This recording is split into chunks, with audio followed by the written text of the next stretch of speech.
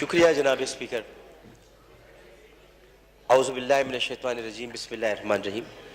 وَلَنَبْلُوَنَّكُمْ بِشَيْءٍ مِّنَ الْخَوْفِ وَالْجُوعِ وَنَقْصٍ مِّنَ الْأَمْوَالِ وَالْأَنفُسِ وَالثَّمَرَاتِ وَبَشِّرِ الصَّابِرِينَ الَّذِينَ إِذَا أَصَابَتْهُمْ مُصِيبَةٌ قَالُوا إِنَّ لِلَّهِ وَإِنَّا إِلَيْهِ راجعون أُولَٰئِكَ عَلَيْهِمْ صَلَوَاتٌ مِّن رَّبِّهِمْ وَرَحْمَةٌ وَأُولَٰئِكَ هُمُ الْمُهْتَدُونَ.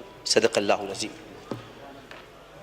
میں آپ کا بہت شکر گزار ہوں کہ آپ نے مجھے بولنے کا موقع عنایت فرمایا. جناب اسپیکر، میں اسمبلی میں بہت کم بولتا ہوں. اس کی وجہ یہ ہے کہ میں کچھ معاملات ایسے ہیں جن کو سیاسی امور نہیں سمجھتا. اسمبلی میں ہم سب تقسیم ہیں. ہم اس لیے تقسیم ہے کہ ہمیں تقسیمی بنیادوں پر تقسیم کیا جاتا ہے. ہم اس لیے تقسیم ہے کہ اگر ہم تقسیمی بنیادوں پر تقسیم نہیں ہوں گے تو ہم تقسیم ہند کی عزت نہیں رکھ سکیں گے. اس لیے ہمیں اس بنیاد پہ تقسیم کیا جاتا ہے کہ ہم تقسیم ہو کر آئے ہیں، لہٰذا تقسیم ہو کر اپنے اپنے جذبات اور اپنی اپنی کیفیات کا اظہار کریں اپنی اپنی پارٹی پالیسی کے مطابق.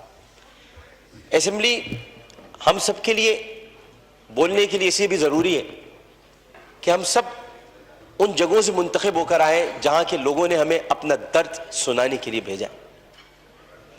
میں آپ سے آج اس لیے بولنے کی اجازت مانگ رہا تھا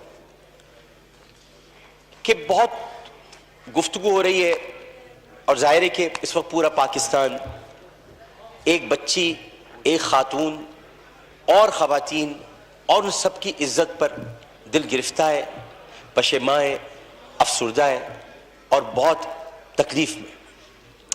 میں بھی کہتا ہوں کہ عرش والے میری توقیر سلامت رکھنا، فرش کے سارے خداؤں سے الجھ بیٹھا. میں صرف اتنا بتانا چاہتا ہوں کہ بہت پہلے کی بات ہے. اب وہاں پر جبل عمر ہے اور جبل عمر پر وہاں اب ایک ہوٹل تعمیر ہو رہا ہے، سعودی عرب کا وہ علاقہ ہے. ایک آدمی رسول کریم صلی اللہ علیہ وآلہ وسلم کے پاس آیا. اس نے آ کر کہا کہ یا رسول اللہ، مجھ سے بہت بڑا گناہ ہو گیا. تو آپ نے فرمایا کب ہوا؟ نے کہا اسلام لانے سے قبل ہوا. آپ نے فرمایا کہ ٹھیک ہے، اب تم اسلام لے آئے ہو، تمہارے سارے گناہ اللہ نے معاف کر دی. اس نے کہا آپ میری بات سن لیجئے رسول اللہ، میں آپ سے بات کرنا چاہتا ہوں، اپنے دل کا بوجھ ہلکا کرنا چاہتا ہوں. آپ نے کہا کہو تم کیا کہنا چاہتے ہو؟ اس نے کہا یا رسول اللہ، میری ایک بچی تھی اور میں اس بچی کو جب وہ 5 سال کی ہوئی تو میں اس بچی کو کہا میں چلو تمہیں جنگل لے کے چلتا ہوں، اور میں اس کو لے کر چلا. جناب اسپیکر توجہ چاہوں گا، میں اس کو جنگل لے کر چلا. اب میں اس لیے لے کر چلا کیونکہ میری عزت پر حرف آ رہا تھا کہ میرے گھر بچی کیوں پیدا ہوئی. نبی کریم بہت غور سے سن رہے تھے. صحیح بخاری اور صحیح مسلم میں اس حدیث کو بیان کیا، ترمذی شریف میں بہت تفصیل کے ساتھ. تو انہوں نے بہت توجہ سے سنا اور کہنے لگا. میں جنگل میں لے کے گیا، پھر میں نے ایک گڑھا کھودا. گڑھا کھودنے کے بعد میں نے بچی سے کہا اس میں لیٹ جاؤ. اچھا جب میں گڑھا کھود رہا تھا تو یا رسول اللہ مجھے ایک بات یاد آئی کہ وہ کھودتے کھودتے مجھے پسینہ آنے لگا، تو اس نے اپنے چھوٹی سی چادر سے میرا پسینہ بھی صاف کیا. اور اس کے بعد میں نے اس بچی کو گڑھے میں ڈال دیا اور پھر میں نے مٹی ڈالی. تو عربی میں اس نے مجھ سے کہا، ترجمہ آپ کے سامنے پیش کروں، بابا میں مر جاؤں گی بابا. اور میں نے اس کو مار دیا. بہت دیر تک خاموشی حجر رسول میں رہی. اس نے دیکھا تو رسول کریم صلی اللہ علیہ وسلم رو رہے تھے. خاتم النبیین، سید المرسلین، شفیع المذنبین، انیس الغریبین، رحمت للعالمین، راحت العاشقین، مراد المشتاقین، شمس العارفین، سراج السالکین، مصباح المقربین، محب الفقراء والغرباء والیتام والمساکین. ہمیں سکھاتے ہو، ہم تو ختم نبوت کے محافظ، ہمیں سکھاتے ہو. سید الثقلین، نبی الحرمین، امام القبلتین، وسیلتنا فی الدارین، صاحب قاب قوسین، محبوب رب المشرقین ورب المغربین، جد الحسن والحسین، مولانا مولا الثقلین، ابی القاسم محمد بن عبداللہ. پر درمیان میں نہ بولو، حدیث کے درمیان نہیں بولو. اس کے بعد نبی کریم صلی اللہ علیہ وسلم نے یہ کیا کہ ان کے زار و قطار آنسو بہنے لگے اور انہوں نے کہا کہ قسم اس پروردگار کی جس کے قبضے میں محمد کی جان ہے صلی اللہ علیہ وسلم، اگر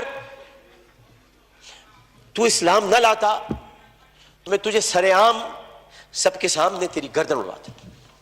یعنی مطلب یہ ہوا کہ نبی کریم نے بہت پہلے بتا دیا تھا کہ بچیوں کے ساتھ ظلم کرنے والوں کو سر عام ان کی گردن کاٹی جائے گی. یہ اصول متعین کر دیا تھا محمد مصطفیٰ, یہ سزا متعین کر دی. ظلم کرنے والا جناب اسپیکر کوئی صنف نہیں رکھتا. خدا کے لیے اسے مرد نہ کہے, خدا کے لیے اسے عورت نہ کہے. ظالم کی صنف نہیں ہوتی, ظالم کی صنف نہیں ہوتی, ظالم نہ مرد ہوتا ہے. ظالم کو مرد نہیں کہتے. میرے بھائی نے کہا ہے فیصل وارڈن نے میں نامرد بنا دوں گا. ارے وہ تو ہے ہی نامرد جو عورتوں کی عزت لوٹتے, انہیں کیا نامرد بناؤں, وہ تو ہے ہی نامرد. ہم ظالم کی صنف مقرر کر کے معاشرے کو پھر تقسیم کرتے ہیں. ہمیں کسی کی صنف مقرر نہیں کرنی, ہمیں صرف اور صرف قرآن اور سنت کے مطابق ان سزاؤں کا احیا کرنا ہے جن کی ضرورت ہے. یہ واقعہ موٹر وے پر ہو یا حلقہ N245 کی کسی کچی گلی میں, اس میں یہ بحث ہی نہیں کرنی. بحث ہمیں یہ کرنی ہے کہ انسانیت کی تسجیل ہوئی. بحث ہمیں یہ کرنی ہے کہ ہم کیا کر رہے ہیں. بحث ہمیں یہ کرنی ہے کہ اگر ہم ریاست مدینہ کے دعوے دار ہیں تو ریاست مدینہ میں اگر ایسا واقعہ ہوتا تو ہم کیا کرتے. ہمیں یہ کرنا ہے. ہمیں قانون سازی کرنی ہے. ہمیں اسمبلی میں بیٹھ کر اس معاملے کو مل جل کر حل کرنا ہے. میں کسی کا بھی یہاں زیادہ وقت لینا نہیں چاہتا. میں بہت دل گرفتہ ہوں کیونکہ اس بچی کے گھر میں کوئی کمانے والا نہیں ہے. بنیر سے آئے ہوئے پختون گھرانہ تھا, پٹھان گھرانہ بیچارہ, جو وہاں کما رہے تھے. عمر صادق اس کا والد. بہت پیاری سی معصوم سی بچی تھی. ہر بچی معصوم ہوتی ہے, پیاری ہوتی ہے, لیکن جناب اس میں سوچیے ایک پختون فیملی کی بچی جو بڑے غیور ہوتے ہیں. میں اپنے تمام پختون بھائیوں سے کہتا ہوں, میں ان سے بڑی محبت کرتا ہوں. غیور قوم ہے, ایک عزت دار قوم ہے, جو آتے بھی ہیں عزت سے کمانے کے لیے, عزت سے جینے کے لیے. چاہے ان کے ساتھ خیبر پختونخوا میں ظلم ہو, چاہے کسی بھی حصے میں ہو, اور کسی بھی قوم کے ساتھ ہو. پاکستان کا ہر قومی رکھنے والا فرد میرا پاکستانی بھائی ہے. اور میں یہ کہتا ہوں کہ وہ بچی ایک دن جب اس کمرے میں رات بھر اس کو بند کر کے رکھا گیا ہوگا اور پھر اس کو درندگی کے ساتھ اس کی عصمت دری کرنے کے بعد اس کو جب زندہ جلایا ہوگا تو کتنی تکلیف ہوئی ہوگی اس معصوم سی بچی مروہ کو. جبکہ قرآن کہتا ہے ان الصفا والمروہ من شعائر اللہ. جب اللہ نے دو پہاڑوں کو مروہ اور صفا کو عزت دے دی تو پھر ان کی عزت کیوں نہ اتاری جائے جنہوں نے پہاڑوں کے نام پر عزت دینے والے پروردگار کی پیدا کی ہوئی مروہ کو بے عزتی کے ساتھ اس کی عصمت دری کی. ان کی عزت کیوں نہ اچھالی جائے, ان کی گردن کیوں نہ کاٹی جائے, ان کو سر عام پھانسی کیوں نہ دی جائے. جناب اسپیکر, میں آپ سے صرف یہ بات کہنا چاہتا ہوں. میں شکریہ ادا کرتا ہوں اپوزیشن بینچز کا بھی, میں شکریہ ادا کرتا ہوں اپنی پارٹی کا بھی, میں سب کا شکریہ ادا کرتا ہوں کہ جو اس وقت اس درد کو سمجھ رہے ہیں, جو درد کو سمجھ کر بات کر رہے ہیں, اور جو نہیں چاہتے کہ اس وقت سیاست ہو. ہم میں سے کوئی نہیں چاہتا. اور جو ان باتوں پر سیاست کرے گا معذرت کے ساتھ, پھر وہ سیاست کر رہا ہے, عبادت نہیں کر رہا. وہ عبادت نہیں کر رہا. یہ اس وقت عبادت کا مرحلہ ہے, اور عبادت صرف 5 وقت پروردگار کے سامنے سر جھکانے کا نام نہیں ہے. عبادت ظالم و جابر حاکم کے سامنے کلمہ حق کہنا بھی ہے, اور عبادت اپنی جگہ پر رہتے ہوئے جب اللہ تعالیٰ نے قوت گویائی عطا کی ہے اور 5 سوالات جب حشر میں کیے جائیں گے, کہاں سے کمایا تھا, کیسے کمایا تھا, جوانی کہاں گزاری, بولنے کا علم دیا تو بولے کہ نہیں بولے, ما کنت تقول فی ھذا الرجل, اس رسول کے بارے میں تمہارا کیا خیال ہے, کیا جانتے ہو, اس وقت ہماری زبانیں گم ہو کر نہ رہ جائیں.